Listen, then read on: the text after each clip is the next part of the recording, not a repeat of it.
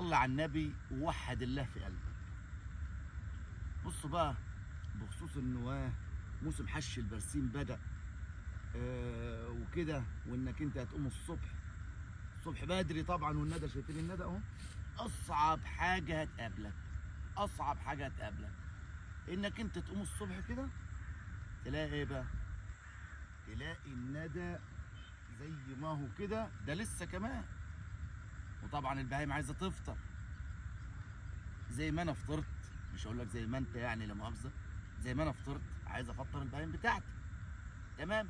ولكن سبحان الله بقى، عارفين الندى ده اللي هو صعب يعني في البرد وكده، انضف من افخم انواع الكريمات.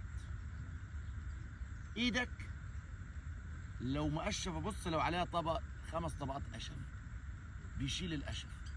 رجلك لو الشق فيها 2 سم، تمشي مجرد انك انت مشيت في الندى كده بيروح. رجلك لو القشف من هنا لغايه الركبه بيروح. سبحان الله. يعني فيها حاجه وحشه، وهو الالم بس ايه بالبرد كده وصوابعك والدم لما كده، ولكن فيها افاده جميله جدا. في ناس بتصرف كريمات وبتاع. محلاها عيشه الفلاحه.